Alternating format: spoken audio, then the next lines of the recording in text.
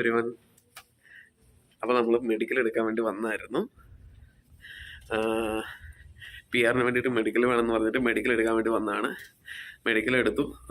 അതിൻ്റെ ഡീറ്റെയിൽസൊക്കെ ഞാൻ വീഡിയോയിൽ കണ്ടിന്യൂസ് പറയുന്നതായിരിക്കും. സ്പെഷ്യലായിട്ടൊന്നും ഉണ്ടായിരുന്നില്ല. ഇവിടെ വന്ന് ഡോക്ടറെ കണ്ടു. ഇനിയിപ്പം എക്സ്റേയും ബ്ലഡും എടുക്കാൻ വേണ്ടിയിട്ട് വേറെ ഹോസ്പിറ്റലിൽ പോകണം. ആ വീഡിയോസ് ഞാൻ ഇതിൽ ഉൾപ്പെടുത്താം കേട്ടോ.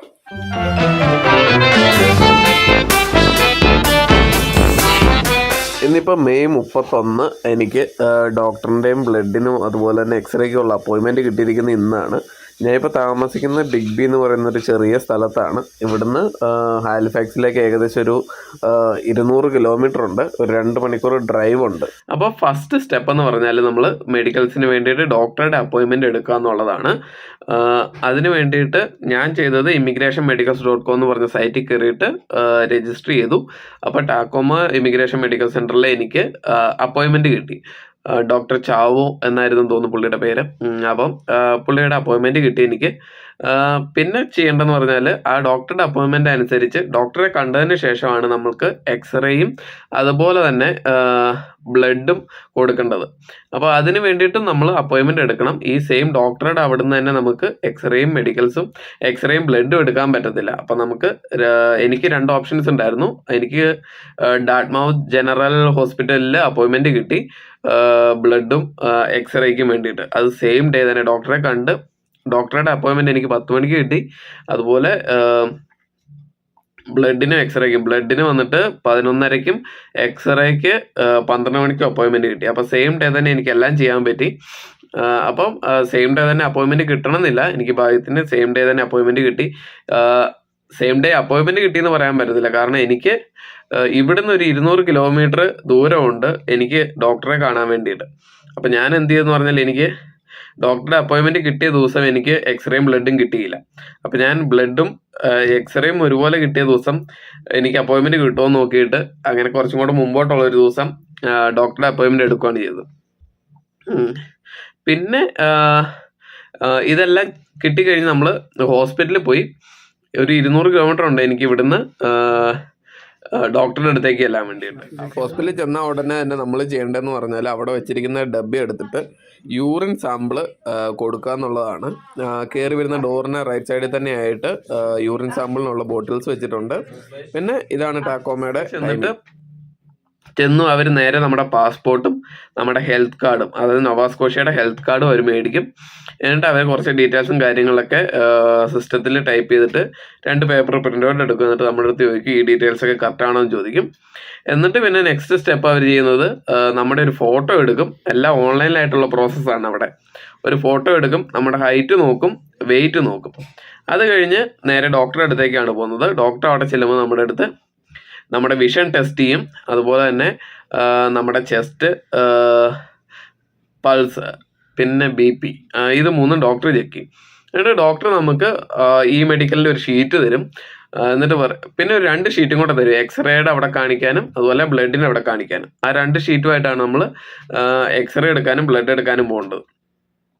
ഡോക്ടർ അവിടെ നിന്ന് ഈ മെഡിക്കലിൻ്റെ ഒരു കംപ്ലീറ്റഡ് അല്ലാത്തൊരു ഫോം തരും.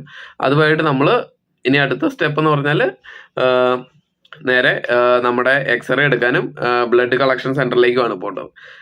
എക്സ്റേയുടെ അവിടെ ചെന്നപ്പോഴത്തേനും എനിക്ക് ആദ്യം ബ്ലഡ് കളക്ഷൻ ആയിരുന്നു.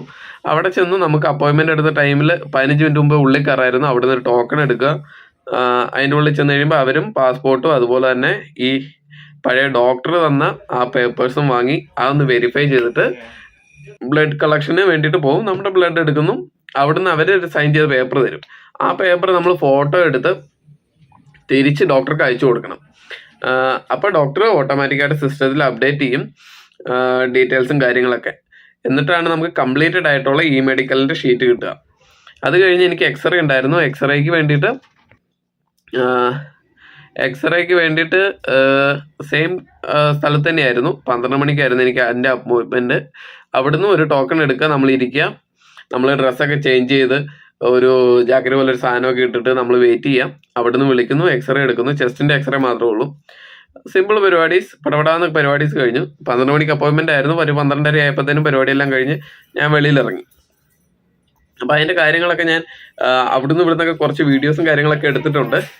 ആ വീഡിയോസ് എല്ലാം ഇതിൽ ഉൾപ്പെടുത്താം കേട്ടോ. പിന്നെ വേണ്ടതെന്ന് പറഞ്ഞാൽ എനിക്ക് ഇതിന് വേണ്ടിയൊക്കെ ഫുള്ളായിട്ട് വന്ന ചിലവെന്ന് പറഞ്ഞാൽ ഡോക്ടറെ കാണാൻ വേണ്ടിയിട്ട് $200, പിന്നെ എക്സ്റേക്ക് $72, ബ്ലഡിന് വന്നിട്ട് $32. അത് നമ്മുടെ ഹെൽത്ത് കാർഡ് ഉണ്ടെങ്കിൽ ബ്ലഡിന് $30, ഹെൽത്ത് കാർഡ് ഇല്ലെങ്കിൽ കുറച്ചും കൂടെ കൂടുതലാണെന്ന് തോന്നുന്നു. എക്സ്റേക്ക് പക്ഷേ ഹെൽത്ത് കാർഡ് ഉണ്ടെങ്കിലും നമുക്ക് എന്ത് ഡിസ്കൗണ്ടും കാര്യങ്ങളൊന്നും കിട്ടത്തില്ല. അപ്പം ടോട്ടലായിട്ട് ഏകദേശം എനിക്ക് വന്നത് $312 അങ്ങനെ എന്തോ ആയിരുന്നു ഈ PR മെഡിക്കലിന് എനിക്ക് വന്നത് ഫുള്ളായിട്ട്. റിസൾട്ട് ഓട്ടോമാറ്റിക്കായിട്ട് നമ്മുടെ പ്രൊഫൈലിൽ അപ്ഡേറ്റ് ആവും. ബാക്കി ഡീറ്റെയിൽസ് ഒക്കെ പിന്നെ നമ്മുടെ ഇമിഗ്രേഷൻ ലോയറും കാര്യങ്ങളൊക്കെ പറയുന്നതായിരിക്കും. അപ്പം സിമ്പിളായിട്ടുള്ള പ്രോസസ്സായിരുന്നു. പക്ഷേ ദൂരം ഉള്ളതുകൊണ്ടാണ് എനിക്ക് ബുദ്ധിമുട്ട് വന്നത്. അടുത്തൊക്കെ ആയിരുന്നെങ്കിൽ നമുക്ക് സിമ്പിളായിട്ട് ഒരു ദിവസം കൊണ്ട് ചെയ്യാത്ത കാര്യമുള്ളൂ. എനിക്ക് ഇവിടുന്ന് ബസ് അങ്ങനത്തെ പരിപാടിയൊന്നും ഉണ്ടായിരുന്നില്ല. അപ്പോൾ എൻ്റെ കൂട്ടത്തിൽ 2 ഫ്രണ്ട്സാണ് വന്നത്. അപ്പം അങ്ങനെ ഞങ്ങൾ കാറിലങ്ങ് പോവുമായിരുന്നു. ഒരു 200 കിലോമീറ്റർ ഉണ്ടായിരുന്നു. അപ്പോൾ സിമ്പിളായിട്ട് കഴിഞ്ഞു. അങ്ങനെ നമ്മുടെ PR-ൻ്റെ മെഡിക്കലൊക്കെ കഴിഞ്ഞിട്ട് ഞാൻ ഹോസ്പിറ്റലിൽ വെളിയിൽ നിൽക്കുകയാണ്. നമ്മുടെ മഞ്ജീന്ദറും അമ്മനും എങ്ങോട്ടോ കറങ്ങാൻ പോയി, എന്നെ ഇവിടെ എത്തിയിട്ട്. അപ്പോൾ അമ്മമാർ വരാൻ വേണ്ടിയിട്ട് വെയിറ്റ് ചെയ്തുകൊണ്ടിരിക്കുകയാണ്. എക്സ്റേക്ക് കുറച്ച് നേരം കൂടുതൽ ഇരിക്കേണ്ടി വന്നു. ബാക്കിയെല്ലാം സെറ്റായിരുന്നു. അപ്പം നിങ്ങൾക്ക് ഈ വീഡിയോ വളരെ ഉപകാരപ്പെട്ടെന്ന് വിചാരിക്കുന്നു. കാരണം ഞാൻ എനിക്കിങ്ങനെ PR-ൻ്റെ മെഡിക്കൽ എടുക്കണമെന്ന് പറഞ്ഞ് ഇങ്ങനെ നോക്കിയപ്പം ഇതിനെക്കുറിച്ച് കൂടുതൽ ഡീറ്റെയിൽസ് ഉള്ള വീഡിയോസൊന്നും ഉണ്ടായിരുന്നില്ല. പരമാവധി എല്ലാ കാര്യങ്ങളും ഇതിൽ ഉൾപ്പെടുത്താൻ ശ്രമിച്ചിട്ടുണ്ട്. അപ്പോൾ നിങ്ങൾക്ക് ചാനൽ ഉപകാരപ്രദമായി തോന്നുകയാണെങ്കിൽ സബ്സ്ക്രൈബ് ചെയ്യാൻ മറക്കണ്ട കേട്ടോ. അപ്പോൾ ബൈ, മറ്റൊരു വീഡിയോ ആയിട്ട് വീണ്ടും കാണാം.